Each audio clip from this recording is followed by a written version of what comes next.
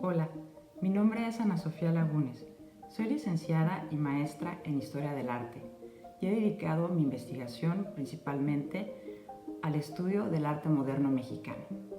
Los saludo en esta ocasión con motivo del 28 aniversario del Museo de Arte del Estado de Veracruz en Orizaba, y para conmemorarlo seleccionamos a un pintor orizabeño, Ignacio Rosas. El museo cuenta con 96 obras de Ignacio Rosas, entre óleos, dibujos y obras de diversas técnicas. Junto con Gonzalo Argüelles Bringas, Diego Rivera y José Justo Montiel, es uno de los principales artistas que conforman la colección de este museo. Titulé esta conferencia Ignacio Rosas, un pintor académico moderadamente vanguardista, en la cual me valí, además de fuentes secundarias, de la documentación de la Academia de San Carlos para llevar un seguimiento puntual del artista al interior del recinto.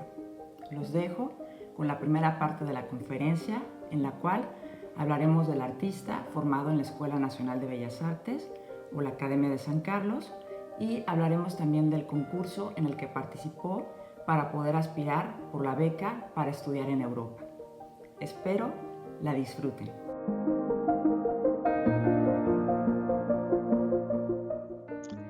Ignacio Rosas nació en Orizaba, Veracruz, en 1880. Estudió pintura en la institución más importante del país, la Academia de San Carlos o Escuela Nacional de Bellas Artes, la EMBA. Es posible encontrar en la documentación de este recinto académico rastros del paso del pintor a partir de 1892, pero será hasta los últimos años de esa década cuando se perfile como uno de los alumnos más destacados. De hecho, ya para 1902 obtiene la mención honorífica en el concurso final de composición. Vemos una fotografía de Ignacio Rosas en la Academia de San Carlos con otros alumnos y profesores. Él se encuentra en el extremo derecho, en la hilera de arriba. Está justo al lado de una escultura peinado de raya en medio. Y vemos a otros alumnos como Julio Ruelas al centro de la fotografía, en la parte de arriba. También podemos ver a José María Velasco con barba en primer plano, y al lado de él, justo al centro, se encuentra José Salomé Pina, que fueron estos dos insignes profesores de la academia. También contamos con el diploma otorgado a Ignacio Rosas por haber acreditado el primer año de dibujo diurno de figura de la estampa en 1893. En ese entonces todavía estudiaban dibujo a partir de estampas, porque después cambiará el método de instrucción dibujística. En enero de 1903, el plan de estudios de la Academia de San Carlos es reestructurado. Los encargados de renovar y modernizar la enseñanza en el plantel serán el nuevo director de la institución, el arquitecto Antonio Rivas Mercado, y el subdirector, el pintor catalán Antonio Fabrés, quien había sido traído de Europa para tal efecto. Antonio Fabrés fue designado profesor de la clase de dibujo de figura del desnudo, dibujo del modelo vestido e inspector de las clases de dibujo. La educación en la academia tenía como fundamento la enseñanza del dibujo. José Clemente Orozco, en su autobiografía, señala particularidades del método de instrucción dibujística de Antonio Fabrés. Se trataba de copiar la naturaleza fotográficamente, con la mayor exactitud, no importando el tiempo ni el esfuerzo empleado en ello. Un mismo modelo, en la misma posición, duraba semanas y aún meses frente a los estudiantes, sin variación alguna. Hasta las sombras eran trazadas con gis para que no variara la iluminación. Al terminar de copiar un modelo determinado, durante varias semanas, un fotógrafo tomaba una fotografía del modelo a fin de que los estudiantes compararan sus trabajos con la fotografía.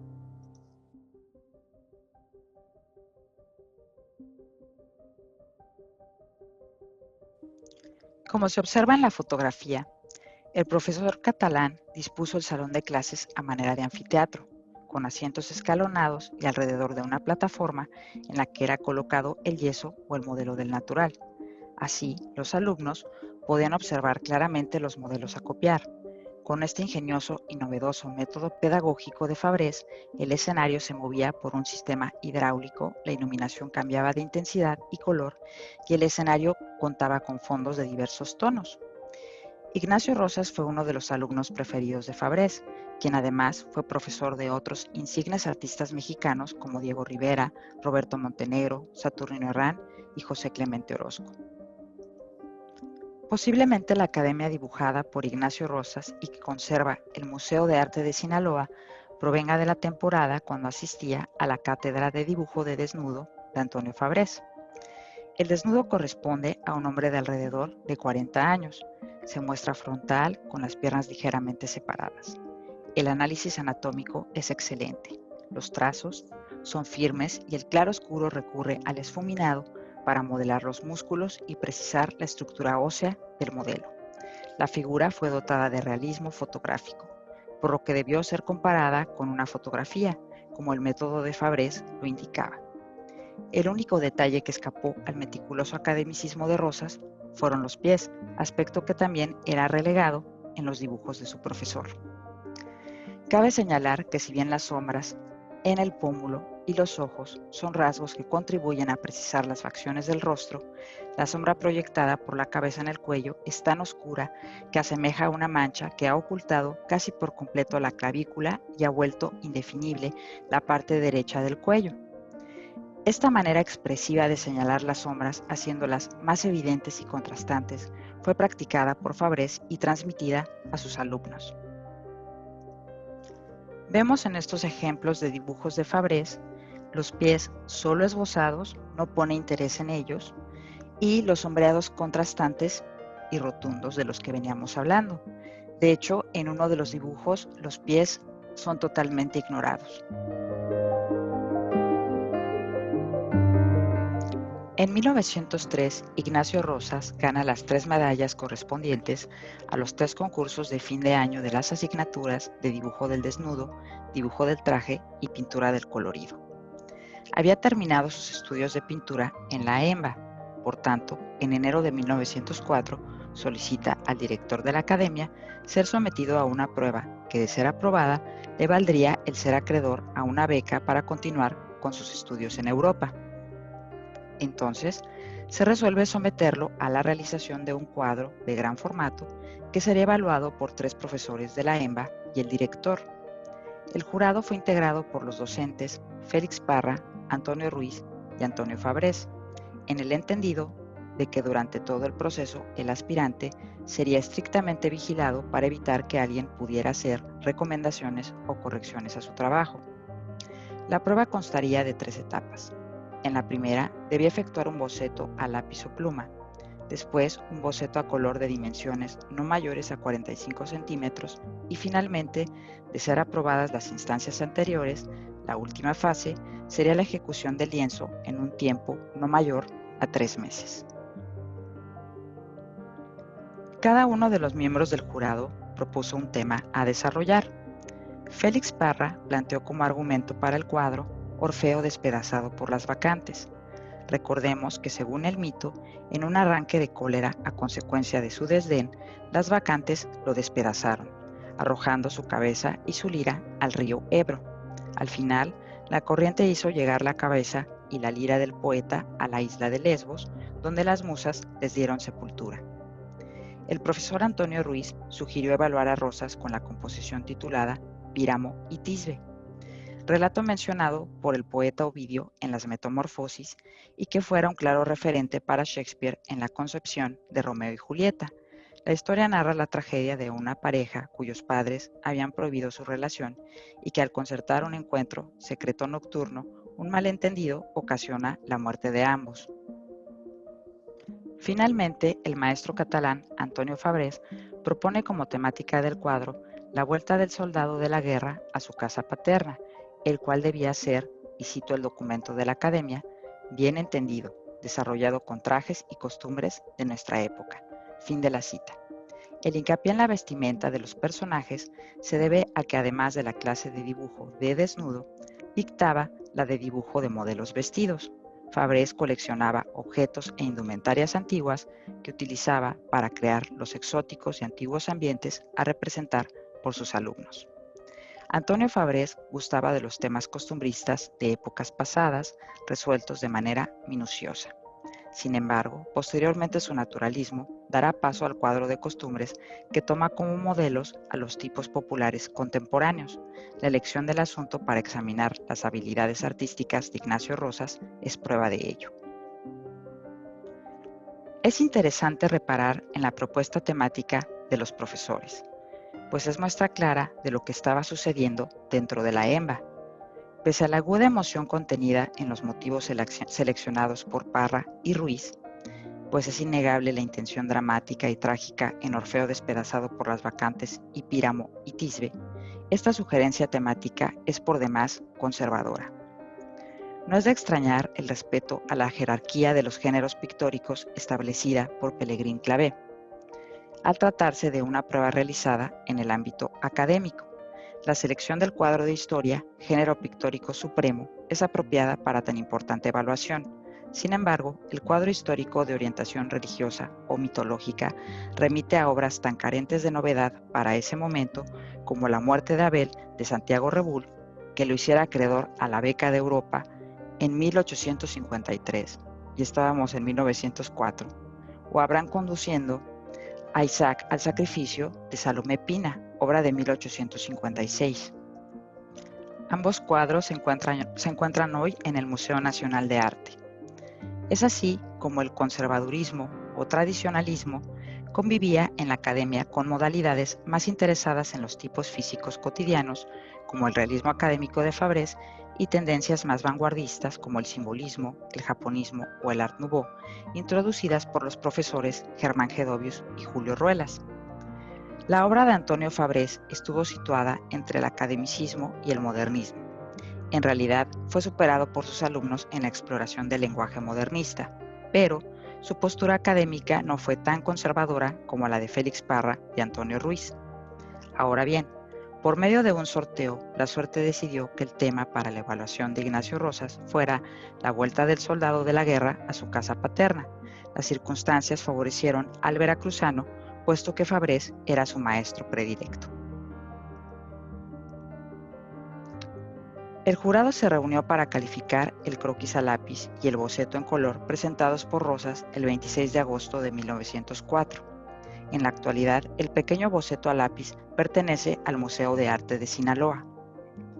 En él se observan esbozadas 3 figuras, la del soldado que ingresa a la vivienda y es abrazado por la madre, mientras otra figura femenina extiende los brazos y se aproxima a ellos. Los trazos ágiles y segmentados que dan forma al muro de acceso a la casa crean la impresión de que está hecho de caña, aspecto que alude al origen humilde del soldado. El boceto a color aporta más detalles. Fue realizado al óleo y hoy en día está en el Museo de Arte del Estado de Veracruz, en Orizaba. En esta versión, el encuadre es más cerrado y el soldado entra a la casa desde la izquierda del lienzo con los brazos extendidos, mientras se aproxima a su familia.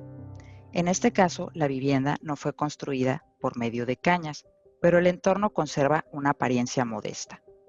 Se vislumbra el lugar protagónico que tendrá la luz solar en la ambientación del cuadro definitivo.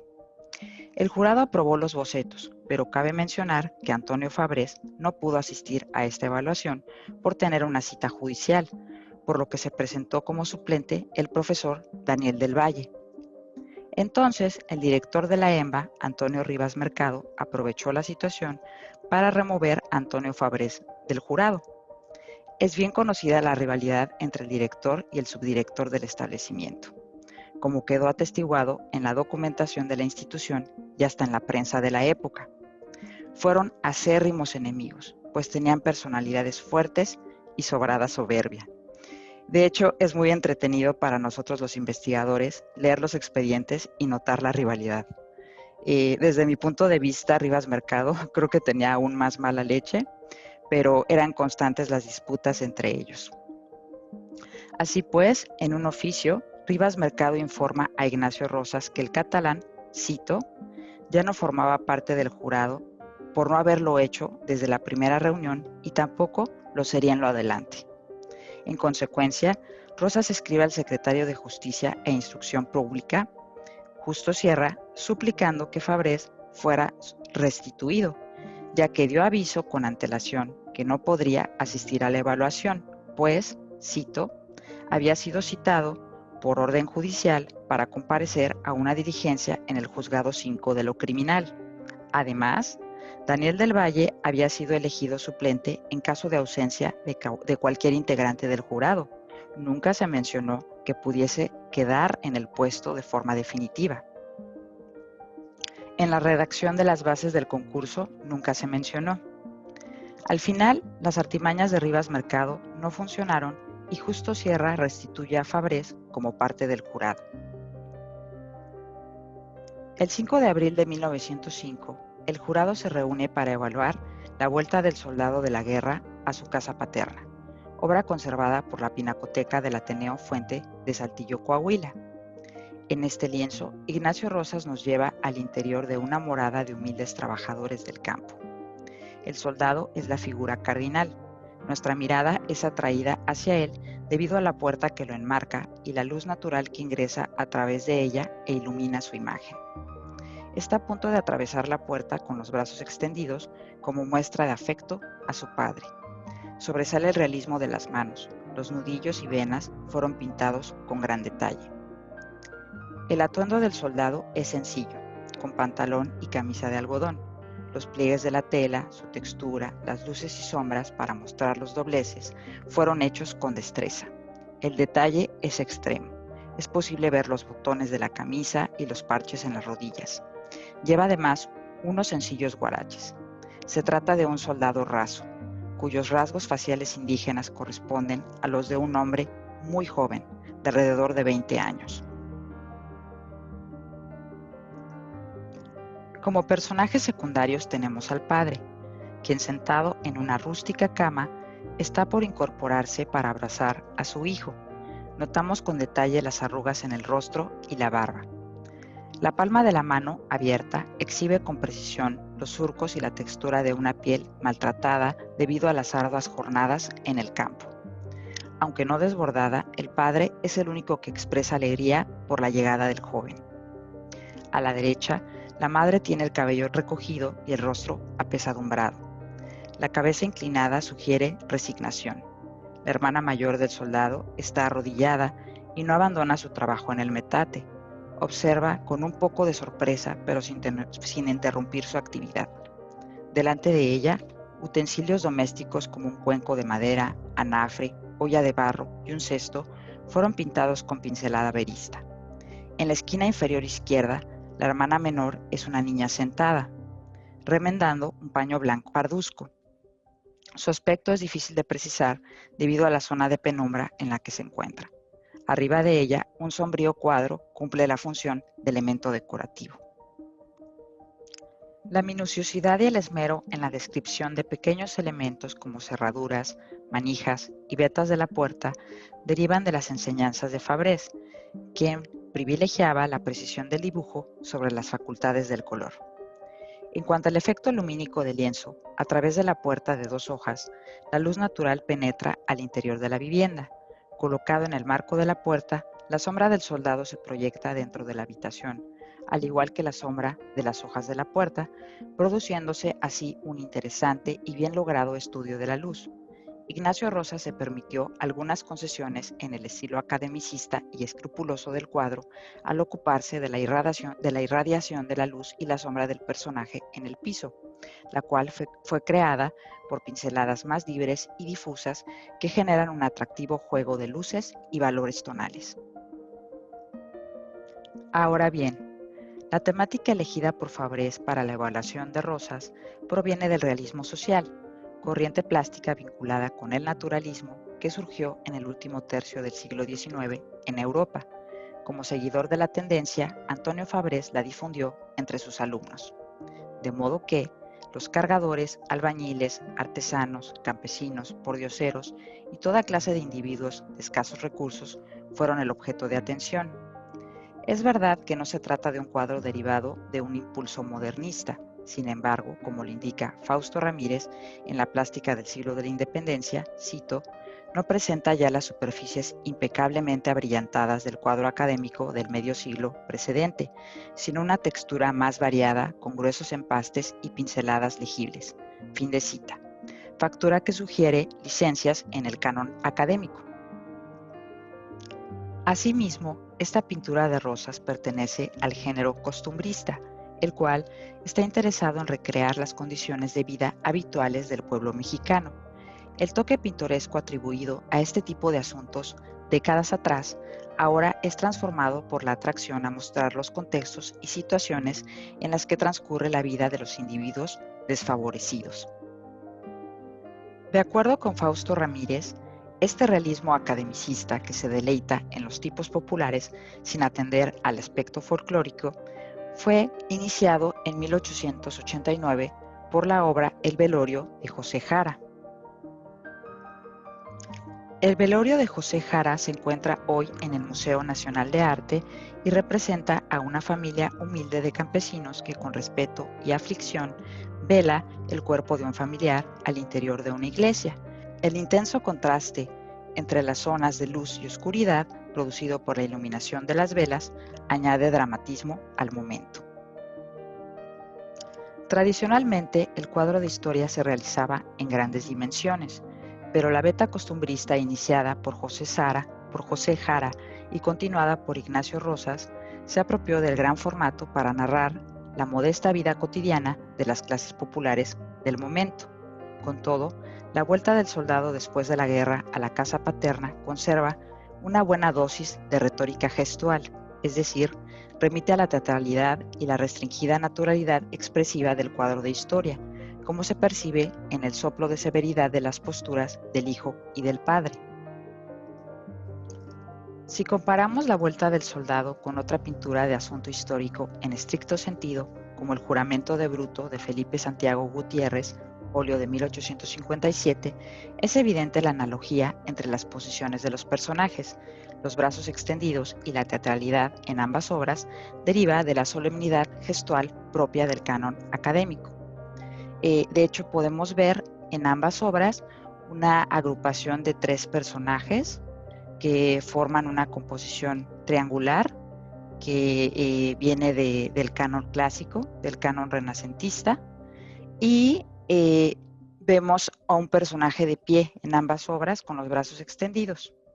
Esto lo podemos ver en las 2 obras y es como si estuvieran en espejo.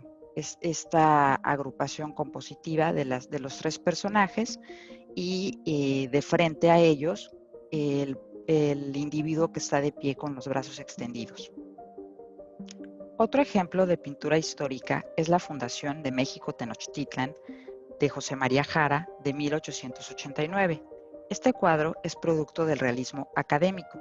Los indígenas son más expresivos, no están idealizados ni ostentan posiciones solemnes. Tampoco son representados desde el punto de vista pintoresco.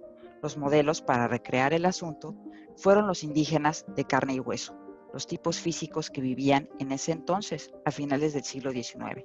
Sin embargo, el tema sigue siendo histórico, no es de género costumbrista.